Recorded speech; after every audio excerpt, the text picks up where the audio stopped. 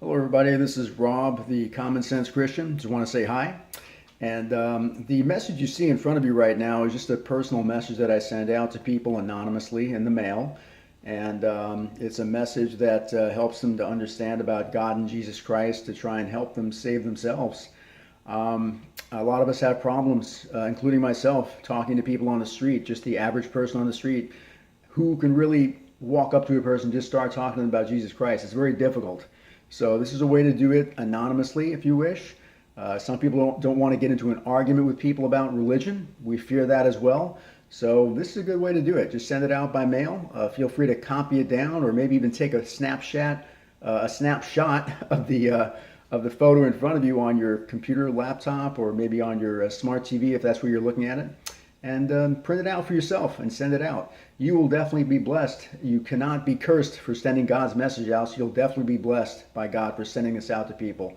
You never know. You send out 100, you save one soul, God will be happy. I mean, it says in the Bible that the angels sing and rejoice just for one soul being saved. So send out as many as you can. All it costs is a stamp. Okay? The reason for my message today is something that's been on my heart. I'm assuming Jesus has sent this into my mind, and maybe to get it out to you. So forgive me if this message might be a little bit lengthy. It's about 10 minutes long, but here we go. I believe one of the many reasons as to why God grants people their own desire to be sent to hell, and yes, I did say that, their own desire to be sent to hell, is just to get away from Him. It's because people are kind of like, I hate to say it, but Jesus talks in the Bible about swine. Swine is another word for pigs. Human beings, including myself, we are of this earth. We are kind of like pigs wallowing in the mud of earthly desires. Drunks drink until some of them reach a point where they're either hurting themselves internally or just no longer no longer able to enjoy that state of drunken mind that they have, like they used to in their younger days. Adulterers and prostitutes, they have an empty, unbearable guilt because they feel cheapened by a temporary animalistic physical desire which eventually haunts them, and or they even acquire a sexually transmitted disease as well. So we're kind of like, the swine in that respect of this earth wallowing in the mud of sin like that. Now, there are some people who think that they can get away with robbing for many years without ever getting caught. And then one day they finally get caught and they feel deep remorse because they themselves are now robbed of their own freedom because they took that risk, broke the law, and now are being sent to jail for many, many years. And, this is only the easy answer as to why people get sent to hell. And, of course, for not accepting Jesus Christ. Now, if you pray to God for unselfish things, He will in most cases answer your prayer. It is said in the Bible that Solomon asked for wisdom and God gave it to him because he did not ask for wealth. I myself have asked for unusual wisdom that would allow me to see past the lies of this world and the lies of the news media that is causing races of people to hate each other. But that's another story for another day. God allowed me to see another reason why people send themselves to hell. Before I convey this to you, I wish to do it in a way that, my Lord Jesus Christ might possibly have done it. Jesus Christ was famous for forgiving messages through something He called parables. So to those who are not familiar with the ways of Jesus Christ, a parable can either be a fictitious story or even possibly a true story to provide an easier understanding to a complex illustration. So here's the illustration or the parable that I believe God is giving me to tell others, and about why He allows people their own desire to be sent away from Him and into hell for all of eternity, never ending. This parable or story begins like this. Imagine for a moment that you have just received a very, very important message from a high-powered official or an attorney. in which they have told you that you were an illegitimate child of a very wealthy individual. Again, you're told by an attorney that you are an illegitimate child of a very wealthy individual that has just decided to make you an heir to some of his or her estate. This wealthy individual has granted you, or the attorney, I should say, the attorney, he's granted the attorney the power of attorney, which means he or she has the power to transfer money or an estate directly to you. All you need to do is take a blood test to see if you are an exact match to the DNA components of your wealthy parent. So you decide to take this blood test, and you are indeed the son or daughter of this very wealthy parent. Now, little did you know, this parent was worth not just millions, but billions of dollars, of which you now have $5 billion transferred into your bank account. So let's go further and imagine that you are also an individual that has a few friends, and you are so excited about this, this newly found wealth, that you contact them and you tell them you want to celebrate with them, and you wish to take care of all their expenses as well. So we all know that if we did receive that astronomical amount of money and we had friends, that we would most likely celebrate with our friends. Then why is it when God tells you in the Bible that he loves you so much that he gave up his only son to die as a sacrifice to wipe out every sin you've ever committed, but yet we don't even get excited enough to tell other people about God, who owns every billionaire who ever lived and owns the entire universe and everything in it? Do you understand what I'm saying? I mean, we allow ourselves to decide to listen to clever liars and manipulators because they just happen to be famous on TV or in the movies or in sports.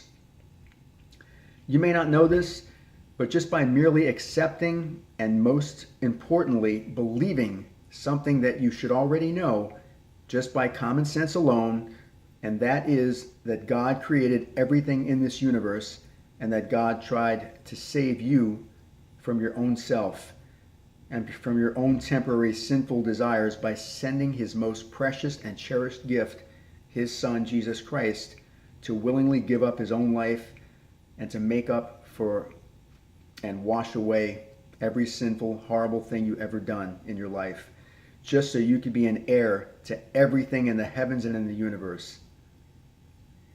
So in short, one of many, many reasons as to why God allows people to send themselves to hell is that people allow themselves to be fooled and manipulated by other rich, famous people without ever understanding that their life on this planet is like only one tiny temporary millisecond of eternity, and then it's gone forever.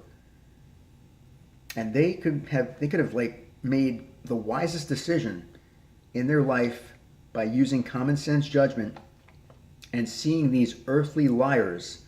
Again, I repeat, these are earthly liars for what they really are, and are accepting God's eternal, never-ending love and happiness by merely doing the right thing and accepting his truth over a very deceptive world. In closing, God is testing you to see if you will try to help other innocent bystanders avoid sending themselves to an eternal hell. If you are a normal person like me who finds it difficult to strike up a conversation about God and his son Jesus Christ with total strangers, then please listen to my advice, because this really might help you. My advice is, once again, please take this letter that you see before you, type it up for yourself, print it out on your own printers, mail it out to people anonymously if you don't want to talk to people or think you might get into an argument with them. What I do is I go to the Yellow Pages on the internet and I just pick out random people. The Yellow Pages has their names, their addresses, their phone numbers. Just pick out a name, mail it to their address. You don't have to you don't have to put your name to the letter. Just let them know. Do the right thing. Help somebody find Jesus Christ before it's too late. When I say too late, that's a whole nother story for another day as well. But in short, I follow something called revelation in the Bible. Revelation is telling you the future of things to come. This was told 2,000 years ago by Jesus Christ. Everything he said has come true so far. But he said when all of these signs that he has given 2,000 years in advance, if you've seen all these signs and they're all done, know that he is coming. And just about everything that he predicted is done. One of the most miraculous things that he ever predicted 2,000 years ago, he predicted that Israel would become a nation again. And nobody ever thought that could ever happen, ever again. And it did in 1948, exactly 70 years ago. 70 is a very, very strong biblical number. So many people think that we're coming close to Jesus Christ coming again.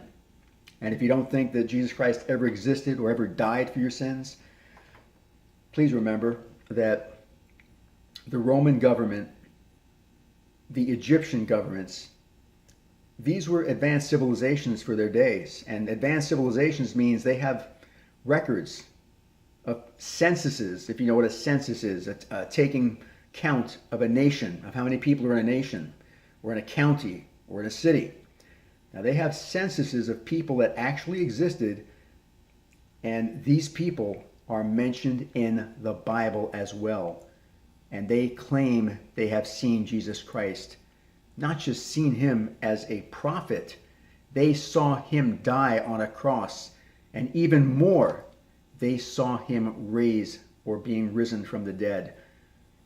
Now, if you can't believe that, think about this again. Roman civilization were jealous of Jesus because of his popularity. The Jews hated Jesus because of his popularity. So Jewish and Roman centurions, which are the equivalent of a police officer back in the day, guarded Jesus' tomb after he was crucified, which many people witnessed him crucified. So all of these people want to make sure that the word that Jesus Christ never gets out to anybody about him rising from the dead. They want to make sure of this. So this is why they have all these centurions or Roman police, Jewish police, watching that tomb that is covered up by a 4-ton stone. All right? Which means he ain't getting out of there without anybody seeing him, or nobody's going to rob that body. Because he predicted that he would actually raise himself in 3 days after his death. That's why they did not want anybody to ever get a chance to even take his body out of there and claim that Jesus rose from the grave. So what happens one day? One day an angel comes to the tomb. And this is not some pretty little angel with wings like a cute little cherub. This is the depiction of Michelangelo, okay? This is not the way angels are. Angels are incredibly brilliant, incredibly powerful. They can be destructive. It's actually said in the Bible by God himself that one death angel destroyed 85,000 Assyrians in one night.